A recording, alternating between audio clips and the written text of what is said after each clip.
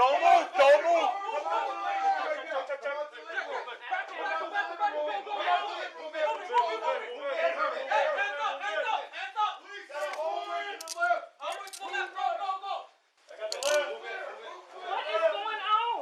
Chicago police, search warrant, ma'am. For who? I'll explain that to you in a minute. Well, there's nobody else here. I live alone. Who? I mean, what is going on here? Clear. Clear. You got the wrong house. I live alone.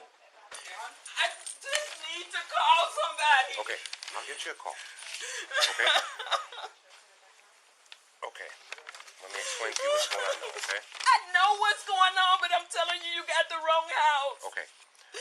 Now, how can you take photographs of my house and don't tell me what you're looking for? I will explain that to you in a moment. I'm going to give you a Tell copy me of the search now. warrant as well, okay? Tell me now. You got the wrong house. You got the wrong house. You got the wrong house.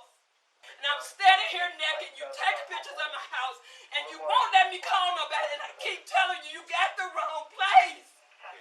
You got the wrong place. This is so crazy. You got the wrong place.